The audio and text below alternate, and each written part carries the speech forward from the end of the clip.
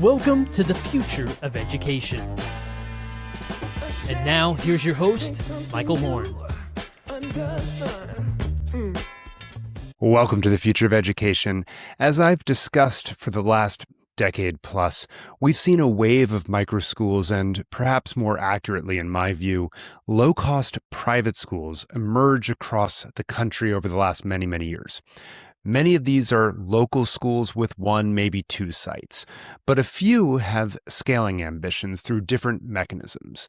These are the names like Acton Academy, Prenda, Open Ed, Wildflower, KaiPod, Flourish, and a few others. And then there's another school network in this list with such ambitions called Primer.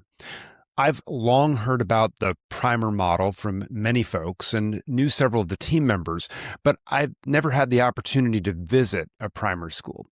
Knowing I would have the opportunity to interview Governor Jeb Bush and Primer's founder Ryan Delk in Florida at a Primer school, I was also excited to visit and learn more about the model. What follows is some of the conversation Ryan and I had, and it then gives you a look into the school itself as well as me. For those listening, you're going to miss a lot of the video of the actual schools themselves with the students and teachers, but you should be able to get the basic flavor of the Primer model from Ryan and my conversation. And for those of you watching, I hope you enjoy and learn from the accompanying video of students and teachers as we go inside Primer schools. Enjoy. Ryan, I've been wanting to see a Primer school for I don't know how many years now. We're here. We're here at Coconut Grove. Tell us about the Primer model. That's the first thing I always hear when I hear about Primer schools is you have to understand the Primer school model. What is it? So I'll talk about it from the family, teacher, and student perspective. So from an educator perspective, Primer exists to empower these great educators who have dreamed of starting a school or want to start a school and want to serve their communities. But it's a quite arduous process if you want to get a school off the ground. And so we partner with these great educators. We help them open these schools across Florida, now Alabama, soon Texas.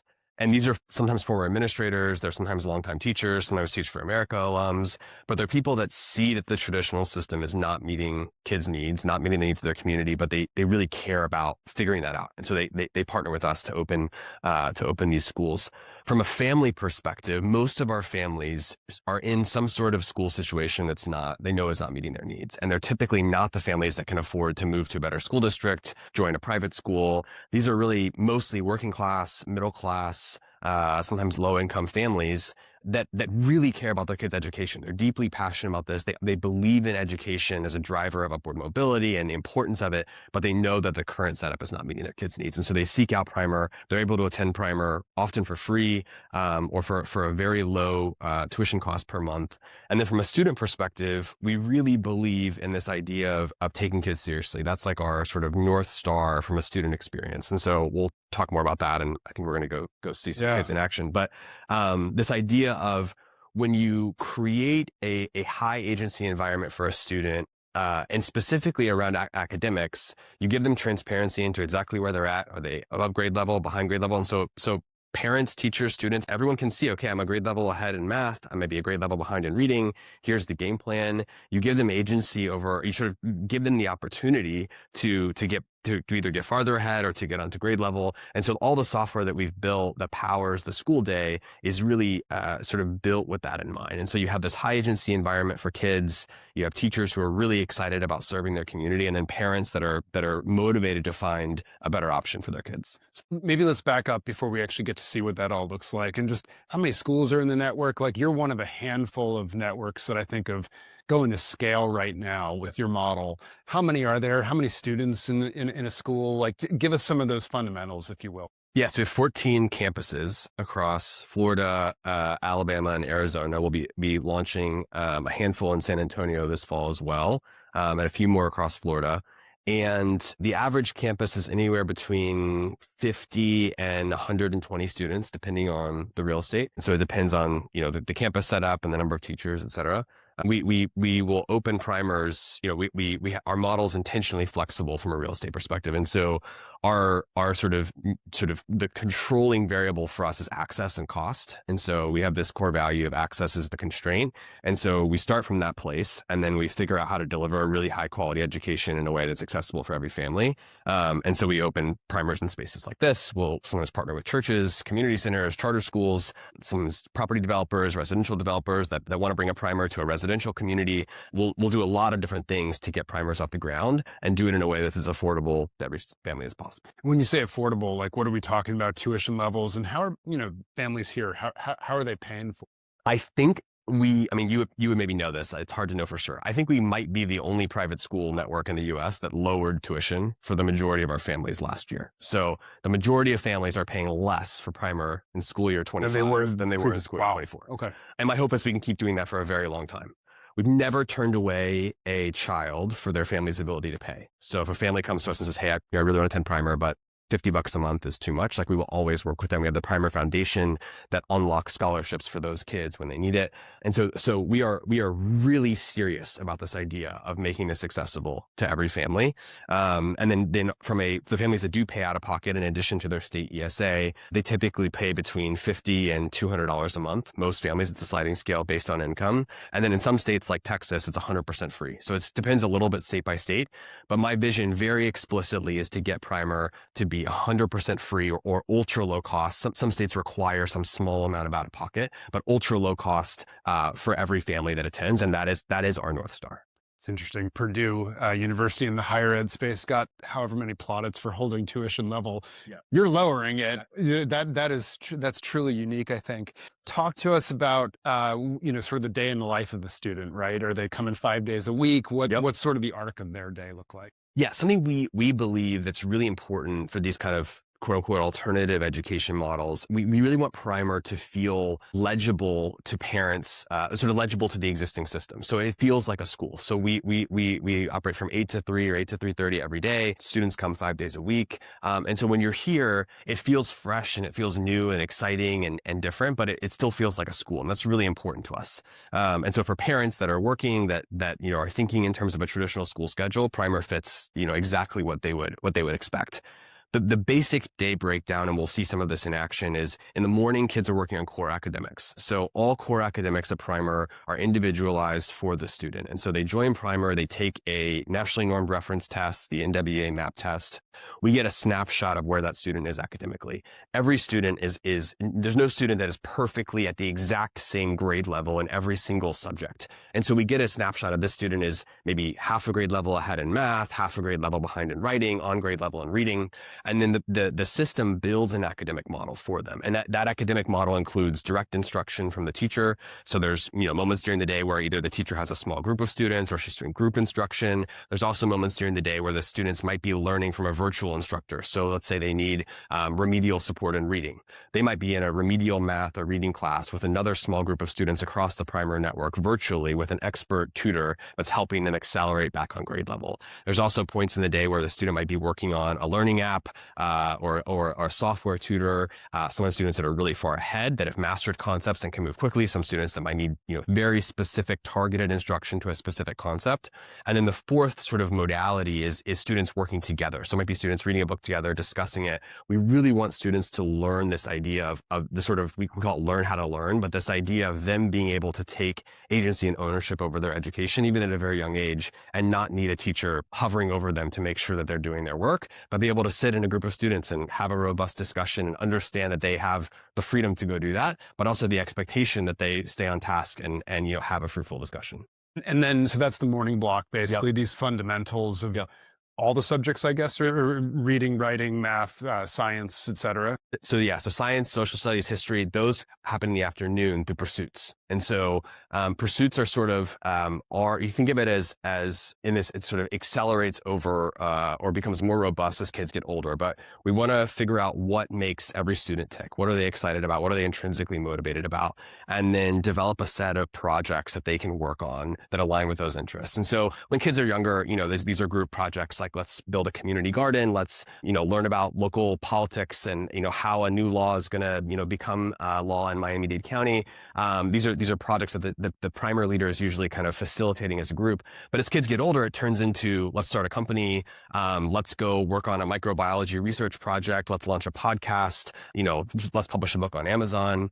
And then we have a team that works with both the students and the primary leader to set academic milestones against state standards, against different gaps that the student might have, that weave into that project. And so we really want the pursuits time in the afternoon to, from a parent perspective, to almost feel like something that you would expect to be paying for as like enrichment or after school, but it happens during the school day. And then from a student perspective, this is when they learn that agency and that sort of, by the time they're in 6th, 7th, 8th grade, it's, hey, you have 2 hours today. How are you going to use that time? Are you going to hit your goals? These are really important skills that they learn. And they're also getting, these academic milestones plus the ability to work on these projects they're excited about. And this is a K-8 model, right? Yes. So it's those early years and sort of this arc of having more and more agency into these maybe bigger projects as they get older.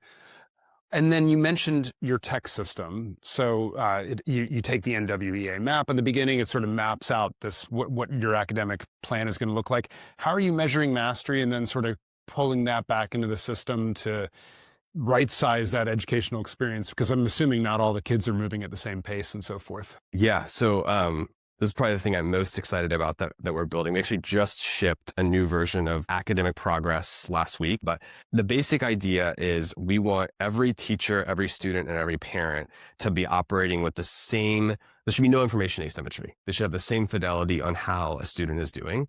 And so we show the parent in our mobile app on their desktop view, every concept, every academic milestone, every concept, every state standard, depending on where they are for that child's education, exactly where they are, whether it's on grade level, ahead of grade level, at grade level, and exactly how they're progressing. And we actually project into the future and say, okay, your child is, let's say it's a 4th grader that's a half grade level ahead in math. By the end of this school year, here's exactly where we expect them to be based on their current learning velocity. Or let's say that it's a child that's a grade level behind in reading. Based on their current learning velocity, here's where we think they'll be by the end of the school year. And if that says, hey, they're going to be caught up, that's really exciting. If it doesn't, then we're going to work with that child to set more aggressive goals. And the primary leader is going to be involved in that. They're going to do that every session, every 5 weeks. And the parent's going to see that, the teacher's going to see that, the child's going to see that. And then it sort of incentivizes them to want to work harder to get on grade level. And so the transparency and then fidelity is sort of key to the whole way we think about mastery. And then the actual data itself is coming in from a variety of exit tickets, virtual instruction for students that might be behind, direct instruction from the PL and their notes, learning apps like they could go on Khan Academy and take a quiz, or Newsela or Frax, or different applications we use. And so our system ingests all of that. So basically lots of measures of assessment, lots of measures of mastery, and you can almost triangulate. Exactly. Hey, do we really figure out, has this kid really mastered? Exactly. And the thing, the number one thing that alternative schools, or whatever you want to call them, like to do is come up with these kind of like internal metrics for academic outcomes that are, sort of a black box and sort of shun, third party, nationally norm testing. And what we do is we take the NWEA map 3 times a year. And what that does, and parents get that data, teachers get the data, students get the data. And what that does is it keeps us honest. And so we have you're looking at your internal metrics and does it line up? Exactly. So we have daily information on every single student. That every individual primary leader has a dashboard view of their classroom that sort of aggregates all the student data. Every campus leader has a view of all their classrooms at their campus. And then our academic team has the view of the whole network. And they can drill into any campus, primary, individual classroom, and an individual student. And then we look at the map data and make sure that it correlates with what we expect. And so we can actually project what we think the map score is going to be for each student based on, their learning velocity. And then of course, when those things are, not tied, we adjudicate like, okay, was the kid sick when they took a map test and not sleep well the night before? Like we're sympathetic to those things, but it creates this, I think, very robust picture of how kids are doing academically. And I just think it's really, really important as part of this kind of low cost, high quality school movement to be honest about, like, we have to deliver academic outcomes for kids and not shy away from that. And not shy away from it.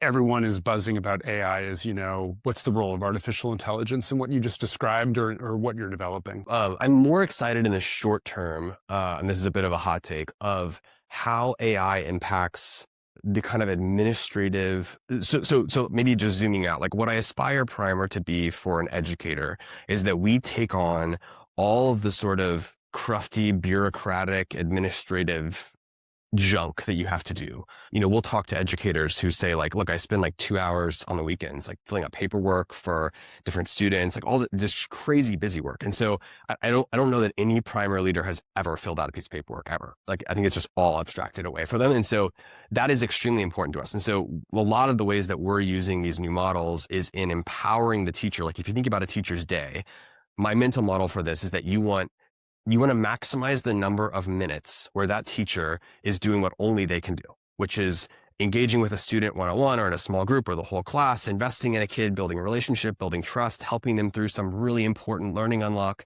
And when they're tied up thinking about schedules and rosters and who's out sick today and all those things, all that takes away, both from like a cognitive load perspective, but just literally from like a minutes in the day perspective. And so a lot of what we're doing right now is on the teacher and the parent side, creating more robust visibility. But we will test and we will deploy all the latest technology like for students. And so we don't shy away from that. And so if, the team will find some really exciting new math AI tutor, and we'll go, if some students want to try it, they'll try it. We'll look at the data. We'll look at the learning velocity. We actually just concluded one, which I won't name here, but it didn't beat the current system. And so we said, hey, we're not going to deploy this.